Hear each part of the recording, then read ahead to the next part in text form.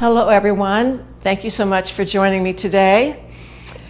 Well, it is August in Kansas, and that means heat. And it also means that this is the month to promote a very special edition of the Willow Blouse. And this is the Liberty of London month, where we are featuring a bonus presentation for So Confident. That's a beautiful PDF presentation of the history of Liberty of London, all about the kind of cotton that is used in the Liberty of London fabrics, and some inspirations of how to use those fabrics in garments. So this is the featured kit. This is called Glastonbury. This is a beautiful Tana lawn cotton fabric. And this is the willow blouse, and we are all loving this willow blouse. It's so soft and silky, even though it's cotton, and the pattern is one of the motif is one of the fabrics from a special collection that Liberty of London puts out twice a year, and so when the fabrics are gone, they're gone, and we bought the last of it. So when we run out of these kits, they're gone forever. But another thing that's kind of exciting this month is that every Monday we are introducing some very limited edition special Liberty of London kits. And we still have a few of, I'm not sure what this one's called, Betsy's going to know the name, but this beautiful floral, which I love, pinks on blue-gray with some green. The kit comes with interfacing, fusible interfacing, a couple of buttons for the neckline and thread, of course. And then this one is really fun. The motif is, I think you have to see it kind of up close here, very retro, almost Art Deco, but these small little images, geometric images that somewhat look like faces and people. In fact, I think if I turn it this way, you can see that it's like small people and faces, but I love this one. So we have a few of these left, and you can get them. And then next Monday, we're going to be showing you another set of special edition, limited edition willow blouse kits. So that's So Confident for the month of August. So I'm still a member of ASID, which is American Society of Interior Designers, even though I don't really practice interior design anymore. I got kind of busy in the sewing business, so that's a good thing. But I still am on the list to get these magazines that relate to interior design. And one of the magazines that I get routinely is called Metropolis, which is a magazine that you actually can pick up at someplace like Barnes & Noble. Of course, you can have a subscription to it. But it's beautiful interiors. And one of the things I loved most about this particular issue, which is July, August of 2022, first of all, it's about return and reuse and renew and all of that, which is a very good topic that everyone is talking about at the moment. But at the I remembered to pull this out because I was sitting in my doctor's office waiting room the other day and realized that whoever had done the interior design had used quilts made by local Kansas artists to decorate the walls. And they were all beautiful, and it was just a nice, comfortable feeling to the lobby, unlike some sort of corporate art that is usually purchased and plunked on a wall. It was very charming, and it was fun to look at. Well, so then, of course, I don't know why things happen like this. I open up this magazine, and here is an entire article in an interior design magazine on the power of patchwork. And it features some interesting artists, one of whom is someone I'd never heard of, Taylor Nylander, and the name of her company is Soft Paw Vintage. That's SOFTPAW Vintage. And she takes old quilts and repurposes them into garments. So you might want to look up her website, softpawvintage.com, read about her garments, because she has everything from quilted jackets to patch jeans to t-shirts. It's really a nice site. And of course, every one of the pieces is a one of a kind. Now they feature other quilt artists as well, but one of which I'm interested in, but not as interested in as some others. But there is a quilter who I find really fascinating, and his name is Zach Foster. This guy is really getting a lot of news these days. He's a wonderful quilter, and he's in Brooklyn, and he does garments, quilts, the whole thing. So you might want to look him up as well. Here's another gal that's doing quilts. So I just thought it was interesting that the whole quilt thing is getting some bigger exposure than just in the quilt world, but interior designers and architects are taking a look at these kinds of pieces. And here's an interior design magazine that's featuring a number of quilters, including a garment sewer who is making garments out of recycled anything. I'm sure that we have a few scraps in our resource materials at home, and you can, if you're not a quilter, you know, maybe it's time to think about incorporating some smaller pieces into the garments that we're making.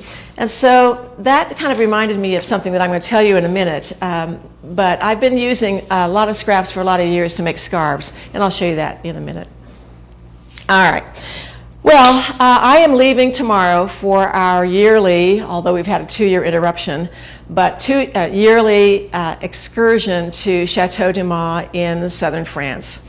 Chateau Dumas is located in Oti, France, which is about an hour north of Toulouse. So that's southwest France. Fly into somewhere in Europe like Amsterdam or Paris or London or wherever it might be, and then you take a plane to Toulouse. And then we meet in Toulouse for a little gathering on Friday night. And then we go fabric shopping the next day. And then we get on a little bus and we go to Chateau Dumas, which is about an hour away from Toulouse. And we start our workshop.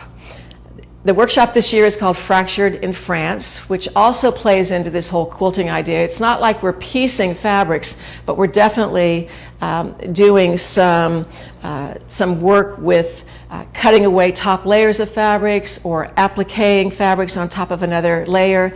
And so hopefully next week when I get, or 2 weeks when I get back, I will be showing you either pictures or actual garments of some things that we were working on in France.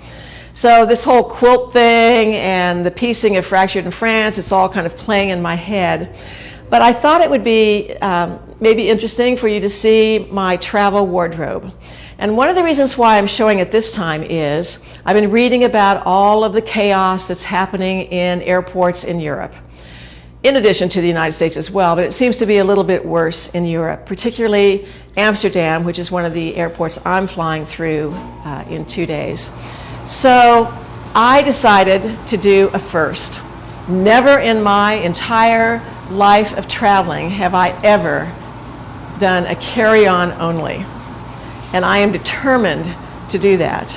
So for me, that is a challenge. And I've been thinking about this for a while. What can I get that packs small, that is also prepared for the extreme heat that's happening in France? I'm used to it now in Kansas. Well, I don't know if you ever really get used to it, but I know what it feels like. And it feels very much the same, I think, in the Toulouse area. So I'm thinking coordinates, a couple of bottoms, several tops, things that I don't have to press, things that are lightweight, they're cool to wear and lightweight to actually put in my suitcase and carry. So that's what I'm going to show you today. And I start out with what I'm going to wear on the plane, because you can be hot, you can be cold, you never know. You can be all of that in one thing. So I've started out with my ET in white with the black binding at the neck. And I'm wearing that with my black Picasso pants. What better pants are there for the plane than Picasso pants? Stylish, super comfortable, quite a bit of ease in them, so I can move around. I can sleep in these, I hope. I know I can sleep in them if I can sleep. So at any rate, and then I am probably going to wear a different shoe than I have on, which I'll show you in a minute. But then, you get a little bit cold, perhaps.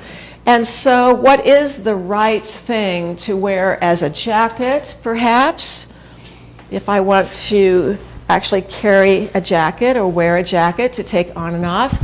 This is the pearl jacket, and it's very loose and oversized. It's a sheer, semi-sheer linen gauze knit, and I think this is going to be the perfect jacket. It also has this drawstring that draws up, so I can get a little more fabric around my neck if I want to feel a little bit warmer. I can tie this, and I just thought, I think maybe this might be the perfect jacket.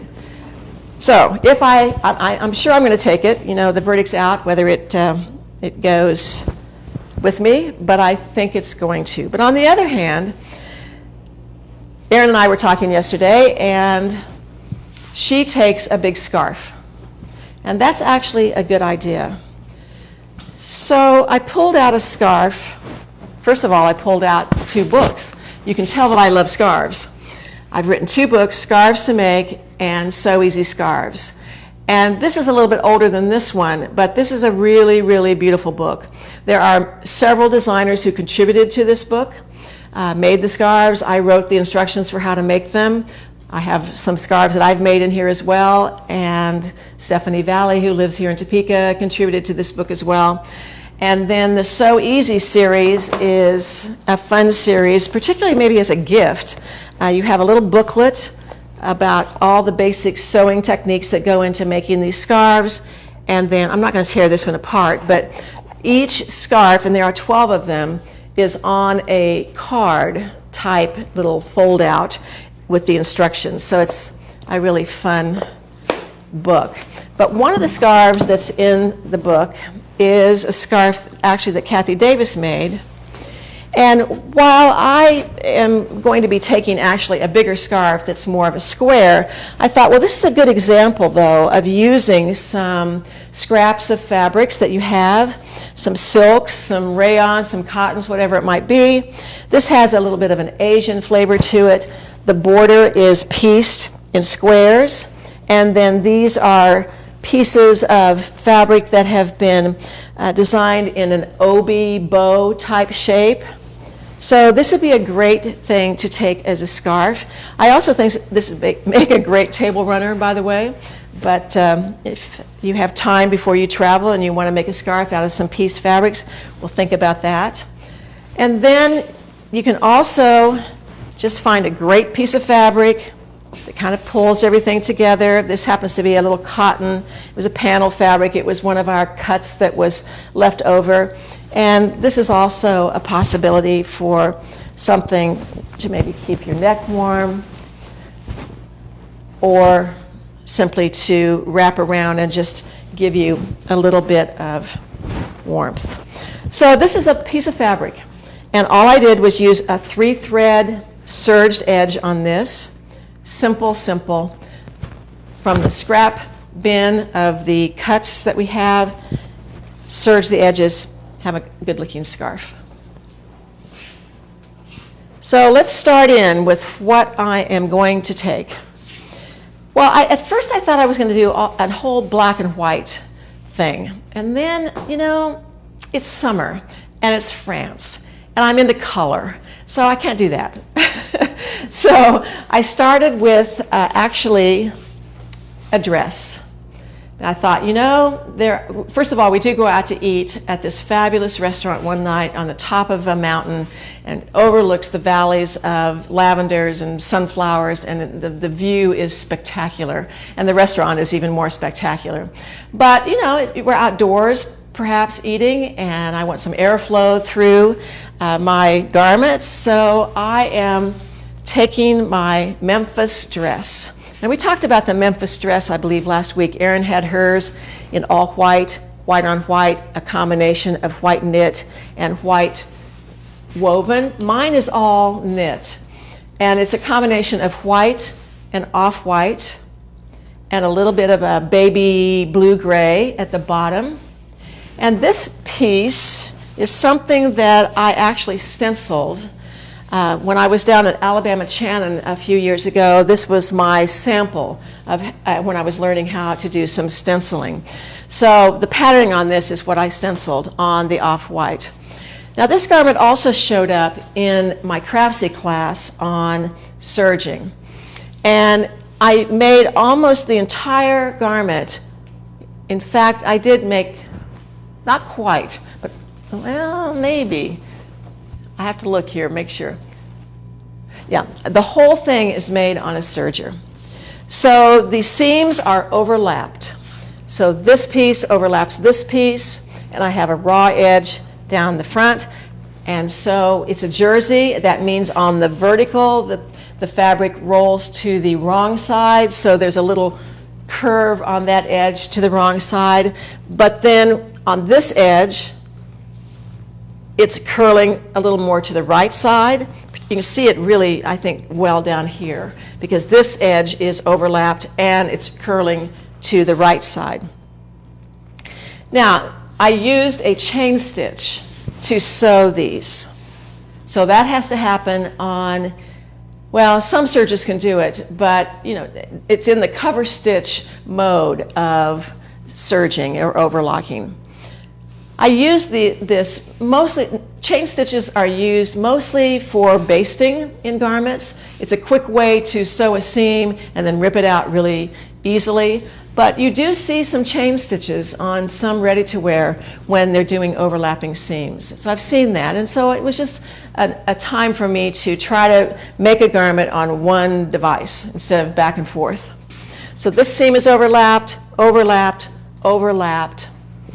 The other seams that are hidden are a 4-thread overlocked serge seam.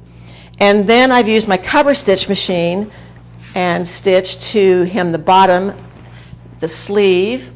This is a neckline that's kind of interesting. It's a single layer of jersey, and I simply chain stitched it to the neckline and allowed it to roll. So it looks like a very fancy neck treatment, but it was actually just chain stitched on and then allowed to roll. And it overlapped at the back, didn't even connect it with the seam. So it's all made on a serger, overlock machine. Here we have overlapping, overlapping again. So that was a fun project. And if you take my class through Craftsy, I think I make 7 cents if you sign up, something like that. I think that's actually exaggerating. It's more like 3 cents. But nevertheless, it's a great class. It covers a lot of different garment techniques on a serger, an overlock machine, or a cover stitch machine. So I started with a dress. So then I decided, well, I've got to figure out the pants situation. So of course, Picasso's.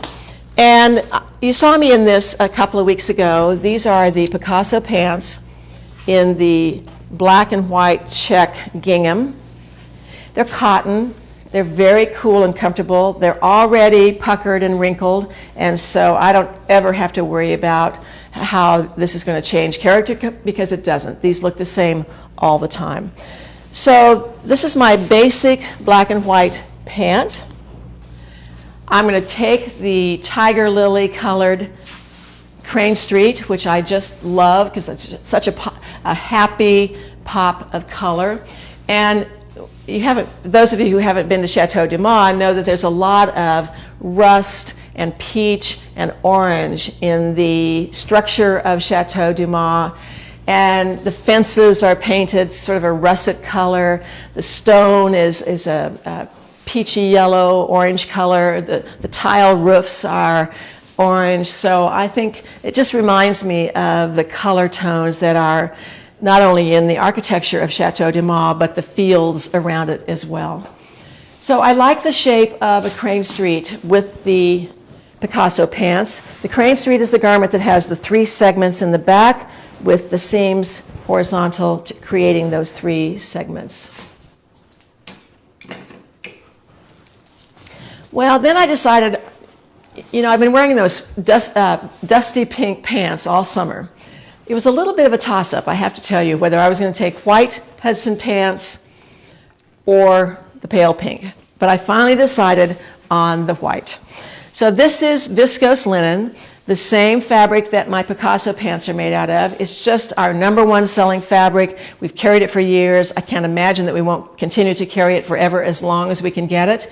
And we do have it in a lot of colors. But I've added pockets because I do like pockets. And the Hudson pants have the darts, 2 darts in the front, 2 darts in the back on both legs. Now I've had some questions from people about the difference in fit between the Picassos and the Hudsons. I wear the same size in both. And I don't think you have to, I think most people can. And both of these are 1 size smaller than some of the other pants that we have, for instance, Valencias, Chesneys, and so forth. So I can get by because they're generous in fit with 1 size smaller, but I can wear the same size and they fit very much the same. The only thing that's different is the stride of these is very different. And the stride of the Hudsons tends to be a little bit short. So I cut out 1 size, and then I cut a size bigger in height. And our grading is about 1/4 inch or so, I believe, between 1 size and the next size at the top. And so that means I've added 1/2 inch to the stride. I could go up 2 or 3 or 4 sizes. Now, if you're already the XXL in the Hudson, then you're going to be grading on your own and taking a look at that, or you're going to be using the lengthen and shorten line that is right above the curve of the front stride. So either way, you can lengthen them if you need to, but I need to add a little bit of height just to get a deeper stride in these pants. But I do not have to do that in the Picasso. That is a deeper stride. And other than leg profile, they fit very, very much the same. I make no other alterations to these pants other than determining the right length, which is always the issue. There's sort of a summer length and a winter length. Summer is a little bit shorter than winter, but either season I'm above the ankle in both of these pants. So I have my white pants. Well, you saw this a couple of weeks ago. This is the Eureka top in the knit front and the woven gingham back with the inverted pleat, the sleeves, and the neckband, and added a pocket. I'm taking this for a couple of reasons. This does not wrinkle at all. And it has a very French feel to it. Not only the motif of the fabric, but the gingham as well. Thus the Picasso pants also. I don't know, I think of gingham as summer and picnics and French and European and sitting on the swing in the park, and I don't know, I don't swing in the park at Chateau Dumas, but nevertheless it feels very French to me. So that goes with the white pants. So then I pulled out my pink no-toe tee. Now the no-toe tee is a real simple tee. It does not have a set-in sleeve. It's a cut-on sleeve that's tapered. And actually the whole t-shirt is pegged just a little bit. So it has a nice profile. There's plenty of room on the top. Most people do not have to make a bust adjustment on this particular t-shirt, but you do need to measure the hip to make sure that there's enough room. But I like the fact that this is a drapey, lightweight jersey knit. It also has a nice deep hem, which I think gives it a nice sort of expensive look, if you will. It's not a cheap, narrow hem. It's a nice deep hem. So that is the no-toe in a pink that I can wear with my white pants, or I can wear with my black and white check pants. Well, as long as I'm into the no-toe, why not make it into a dress? So this is the no-toe tee, lengthened, that's all, as a t-shirt. Well, I shouldn't say that's all. So I took the idea from the Memphis dress that has a center front seam that's overlapping, and I did that to the front of the no-toe, just to give it, because it's so long, just to give it a little bit of detail. Also did that in the back. So this is an overlapping seam. Now this particular fabric is an interlock. It's a very, very lightweight ponte. So interlocks don't curl like jerseys do. So this has a different look. This is a little more refined look. It's not going to have that curly edge that gets a little bit ragged. It's a nice straight edge. This time I just used the sewing machine, sewed it with a straight stitch, and put on my regular ready-to-wear binding. I left some slits on the side for walking ease. That's about a 10-inch slit on each side. So now I have my no-toe combo. All right, so I decided to put in the Edgewater skirt, which is also airy. And of course I love the stripe. This was our kit. I think we still have a few kits of this. And I'm just beginning to sort of move into the whole skirt dress thing. It's taken me, like 74 years to do that, but I'm getting there. And I like it with an ET. Of course, it would go with the same. If this survives the plane and the dropping of food or whatever on my white t-shirt, then I could wear it with this, of course. But I decided to take this as well.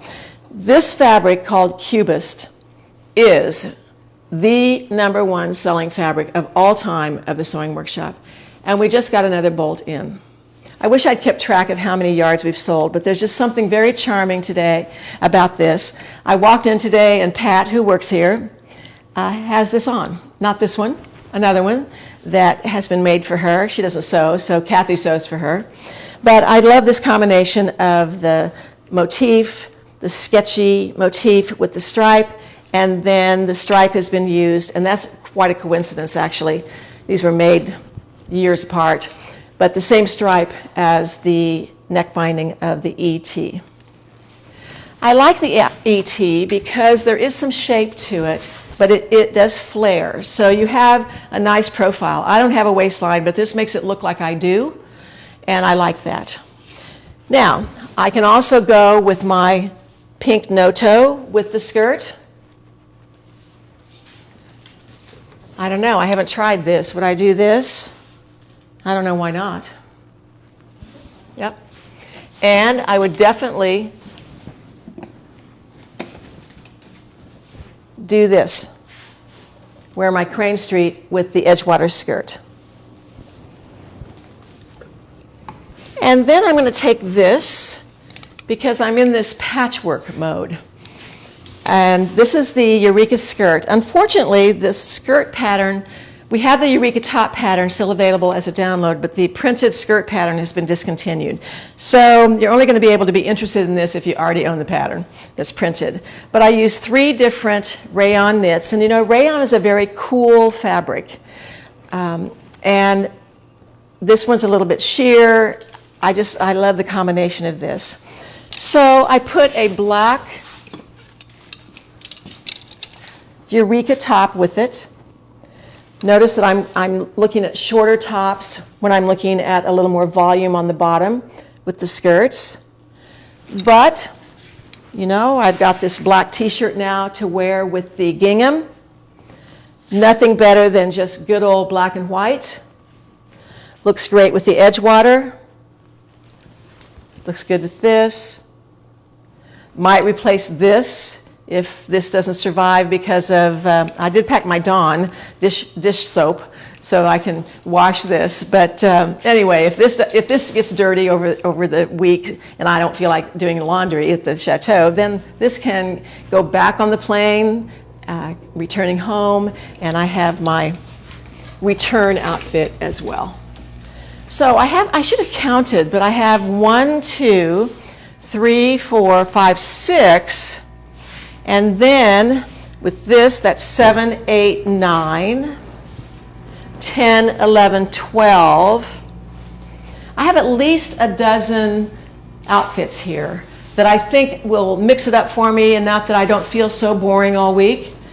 You know, unfortunately, for me, probably, nobody else cares, but when I go out and teach a workshop, I feel the need to represent our brand. And so I like to wear various patterns, and I like to mix it up a little bit. So that's possibly why I have so many, but yet I really don't have so many. Okay, so then it's all about shoes. Now, I've had more trouble with the shoe thing than anything. So on the plane has to be the Allbirds. This is a mesh sneaker type shoe. Most comfortable shoes I've ever had on my feet, ever. And that's saying something because I don't buy anything but comfort anymore. But so I'm going to have on the black and white. You know, I got to have a little color. So I'll have some fuchsia pink on my feet. But, you know, that's going to go with some things here. If I feel the need to wear, I would even do this, the pink with the orange. This reminds me of college days. I'll never forget this. My senior project in interior design was designing this pop art. This is 1970, you understand. And orange and pink was the new color scheme, brand new. So I remember rendering it in watercolor on board, and it was an interior of a hair salon or whatever it was. I've kind of forgotten. But at any rate, I would wear pink and orange together. But maybe those are too hot for running around the chateau. So if I want to do some color, then I can always do my Tevas. First of all, they weigh nothing. So I'm adding no weight virtually to my suitcase, and it's a pretty flat pack. But I can do that. I can do this, this. I could just go across the board on this, and this colorway works. I've worn these a lot, so last night I did put them in the washing machine and got them clean enough. I didn't get them perfectly clean, but they're going to work. Now, when I'm maybe going out to dinner, or just because I want to change it up, I'm not someone who can wear the same shoe every day. My feet just don't like that, so I like to mix it up just a little bit. So here I have an Echo sandal, again, lightweight, but that looks very nice with this combination. It actually looks good with everything, but for sure with this off-white sort of creamy colored strap, kind of pulls that in. I like this shoe with the dresses. Feels slightly more, I wouldn't call it dressy, but definitely a little dressier than the Teva. So I think I'm set for shoes, and this is a record for me to wear one pair and pack two. That's amazing for me. Of course, I have to have pajamas. So I've made these pajamas. This is the Eureka top for my top. Very lightweight, tissue weight, rayon knit, so that'll be cool. And then I took the West End pants and simply shortened them to shorts length. So these are my pajamas. Now, jewelry. I have this one chain, and I have 3 different charms. I have a black charm, a white charm, and a colorful charm. So I can kind of use this same chain, pack 2 other small little, beautiful little pieces, little baubles, and I've got a change of necklace for the entire week that'll go with all of this. So that is my travel wardrobe, and I'm actually pretty happy with it. I've experimented. It goes in the carry-on rolly suitcase, plus another little bag, and a few toiletries that I've pared down. I constantly have to tell myself that when I get to Duluth, if I'm missing something, they do have stores there. You know, they have places where I can buy lotion or shampoo or something like that. So I'm pretty good to go. All right. So that's my travel wardrobe. We have any questions? Yes, they're wondering about the fiber content of all the outfits. Okay, fiber contents. We have cotton, rayon, rayon, cotton, cotton, rayon, rayon and linen, cotton, rayon, rayon, cotton. And this is like your complete wardrobe, right? So this all fits This is it. in your carry-on. Okay. Yeah. A couple people were questioning that. Yeah, this is the complete wardrobe. And if I know it's going to fit, but if I have to fit in something else, I do have a project we're working on. I'm taking a Fractured in France partially made jacket, and I'm taking my watercolors, and so I have some other things to pack. If by some chance one thing has to go, it'll probably be this dress, because I can, I'll have another dress and a skirt to wear and another skirt. So, you know, that's the one piece I could probably give up if I need to. What were the first shoes that you showed? The first shoes, these the are Allbirds, Allbirds. They're light, they're super lightweight, they weigh nothing. Nice arch support, they're washable. You throw them in the washing machine, take the laces out, and throw them in the washing machine, and they're very washable. And I'm just crazy about this. This is a new, I've heard about this brand for a long time. In fact, the guy I bought a car from was wearing them and told me I should get some, and that was a couple of years ago. But not until Alex and I were in New York did we go by this Allbirds store in Soho, and I said, well, let's just go in. Tried them on, walked out with them.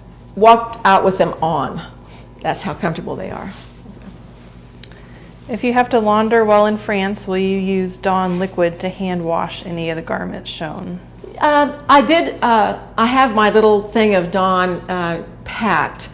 There is a washer there at Chateau Dumas, not a dryer. It's the good old hang it on the line in the walled little courtyard that I can do. But yeah, I'll probably hand wash for the most part, because people in France are very, very, very concerned about wasting water.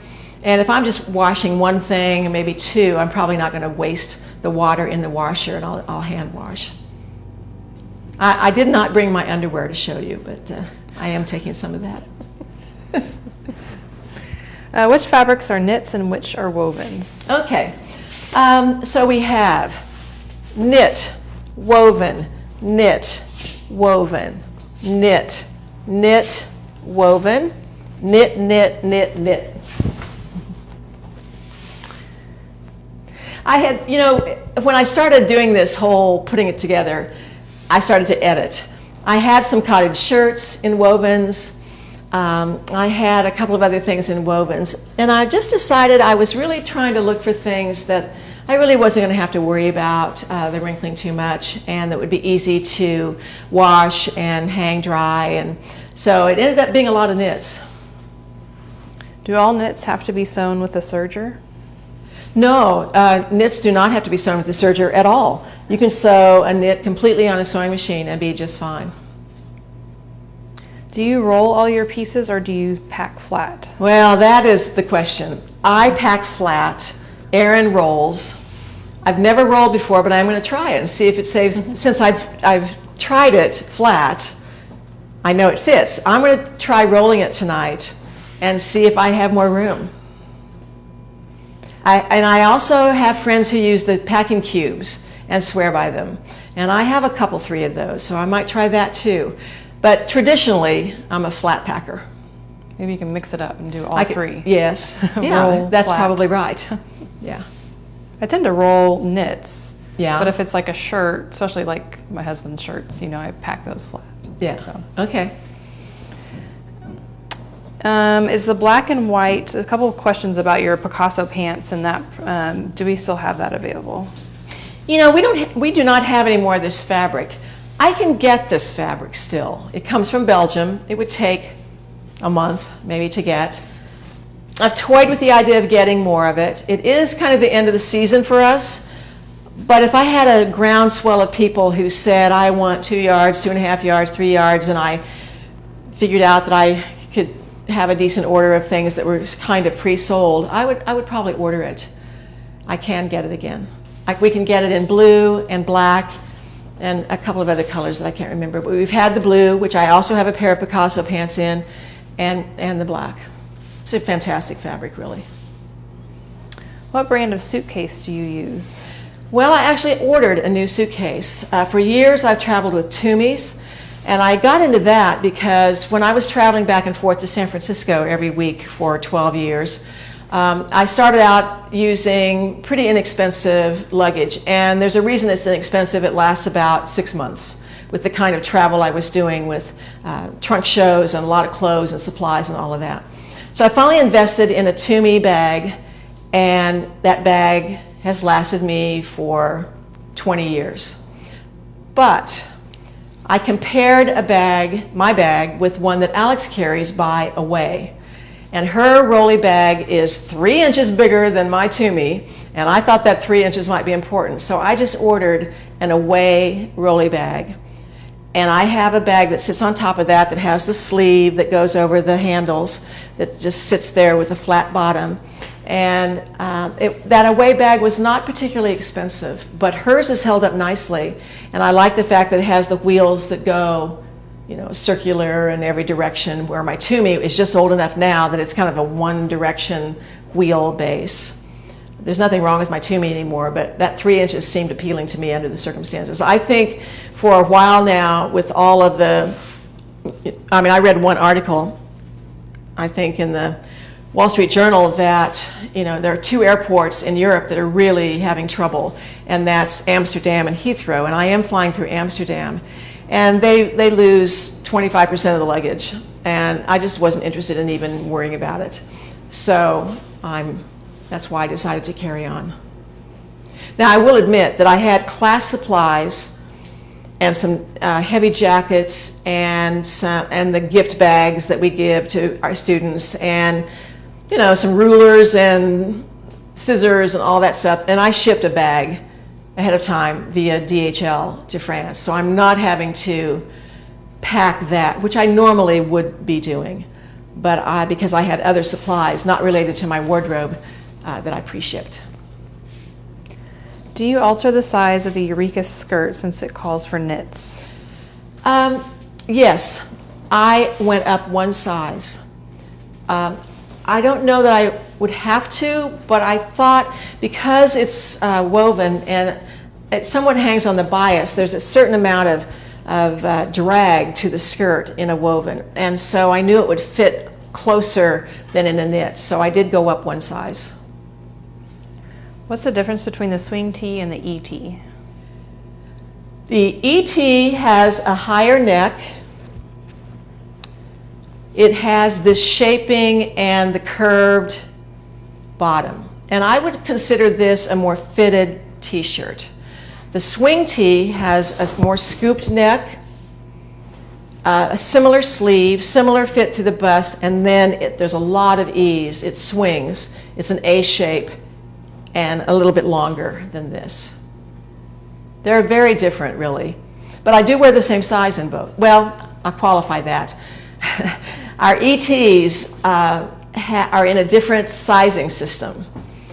1.5, 2, 2.5, 3, 3.5. But we have a chart that gives you, if you're a medium in a swing tee, you're going to be a 2.5 in the ET. And so essentially I'm making the same size in both.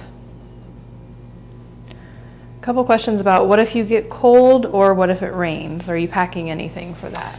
Well, cold-wise, my black sweater will come in handy that I'm going to wear on the plane.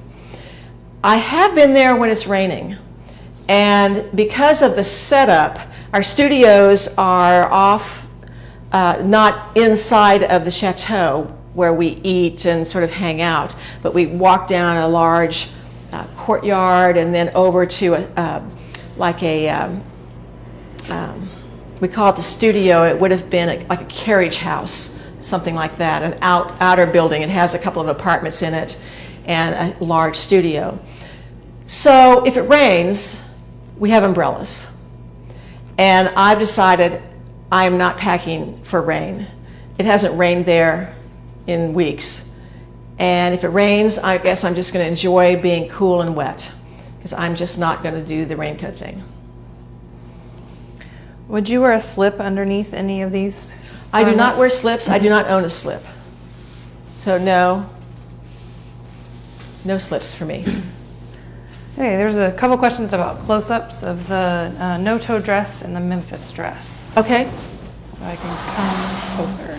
One of the things I have to do to the no-toe dress tonight, someone tried on this no-toe dress and got the neckline a little bit dirty. I do need to clean that tonight, so don't look too closely at that. But there's the front seam.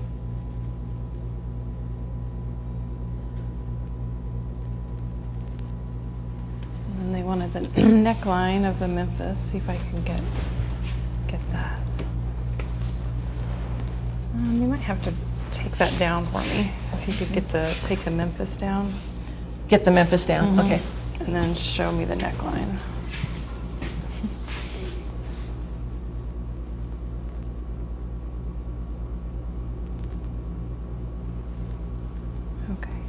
Okay. Okay. Okay. Alex mentioned that there is rain in the forecast. Really? Well, Of course there is. of course. I'll wear a trash bag. I don't know. I'm just not going there with a coat. I do have a little tennis jacket that is kind of a water resistant thing. I don't know. I could take a look at that tonight, I suppose, and wear that instead of my black pearl, but I don't know. I've been there when it's raining, and I've been there when it's rained a lot. And we just used umbrellas to go back and forth, and it was fine, really. How deep is the pleat on the Eureka top? Okay, so there is a blog about this, We had a tutorial. and we have a tutorial. But first of all, you have to create this yoke. I have forgotten now. I think this was 6 inches down plus a seam allowance. You create a seam, and then you lay this center back fold 1.5 inches off of the pattern. So you're picking up an extra 1.5 inches, and then you just fold the pleat so that it goes both ways, 3/4 inch. But that is all explained in the blog and the tutorial. I'm not sure if this is the no-toe dress or the Memphis dress, but it says, could the dress be easily made floor length? The no-toe dress could be made floor length for sure. Well, so can the Memphis, but that's trickier because of the asymmetric hem. So I suspect that we might be talking about the no-toe, and that would be pretty floor length. In a real pretty, could be made in anything, a floral. It is a knit, so if you were thinking of making it in a woven, you might have to really take measure and measure that and make sure you have enough ease in it, and maybe go up a size.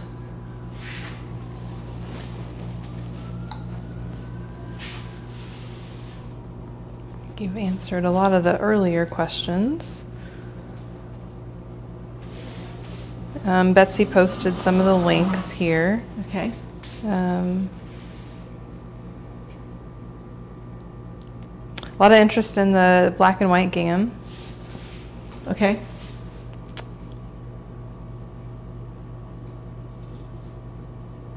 Do we have photos of someone wearing the rayon Eureka skirt?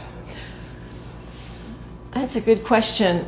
I wore that on a Facebook Live quite a while ago. I don't know if we have pictures or not. Betsy might have to research that a little bit.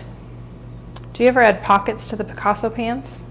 Yes, I do add pockets to the Picasso pants, and you can do it a couple of ways. It's impossible for you to see this in this check, but there's a seam here and a seam here, so there's a side panel that's probably about 6 inches wide. And I've made Picassos where I've put a patch pocket sewn into each seam. So it's like a little cargo pocket, and that looks really good. But you also can put an inseam pocket in this front seam, and it works out great.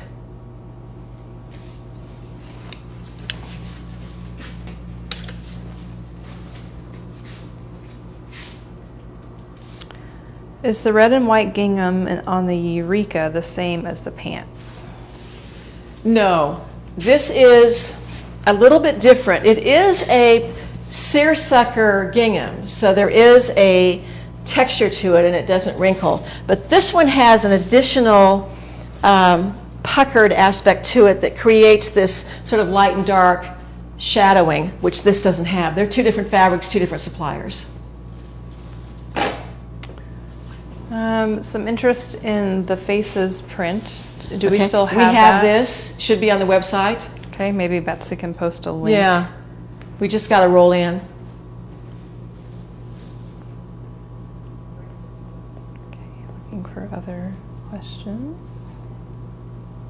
Everybody likes this topic. They love hearing what you're going to pack and how you're going to pack it.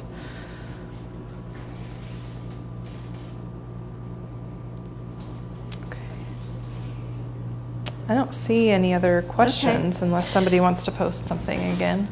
So in the spirit of reuse, renew, return, potential scarves, pieced garments, or complete garments, the sale this week is everything on our cuts category is on sale. That is a considerable category. There are 120 some pieces, cuts, and they range in enough, like let's say 1 1/3 that would make a t-shirt, to 1 3/8. I mean, it's just so all over the board in terms of sizing, but we don't put super small pieces in that category. Those get allocated to another kind of bin, but we generally save pieces that you can use, either as a total garment or as something significant in a garment. So everything in that cuts category is on sale at 40%. That is big. And then we have some other things on sale. These 2 books are on sale, Scarves to Make and Sew Easy Scarves. Both of these books are on sale. We have a series, Series 9, second quarter, where we give you lots of ideas of how to make the no-toe, including the dress, plus a couple of other variations as well. So that's a complete quarter it was. So that would be 3 classes, so to speak, in one. That's on sale. And then we have a Series 7, third quarter, that deals with the swing tee, which we've talked about, and the Picasso pants. So that's what's on sale this week. Don't forget about the Liberty of London kits and the willow blouse for the month of August. It's the perfect project for August. So anything else? We did have one more question about socks. Socks? Yes, do you wear socks with your Allbirds? Well, I'm a no socks girl. Now, my daughter thinks I can't. I mean, how can I do that? She told me the perfect brand of sock. And what was it? Oh gosh, Allbirds does make socks, but I don't wear socks. I'm straight into the shoe. And I thought, is that their thing though, is to not, that you don't have to wear those shoes with socks? Well, the fact that you can wash them, of course, deals with anything that happens to the shoes. Oh, Alex said Bomba socks? Boomba? Okay. Is that Bomba socks? Okay. So maybe she can post a link. Yeah. Yeah. Oh, and how many pairs of glasses are you taking? Oh, right. Just the one I'm wearing and one more. These and my orange ones. Yeah, good question, actually. Just one watch, one chain, one extra pair of glasses. Not because I really even feel the need to change my glasses, but if I were to sit on them, which can happen on an airplane or something, then at least I've got a backup.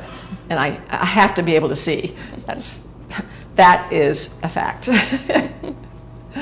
Okay, I don't see any other questions. All right.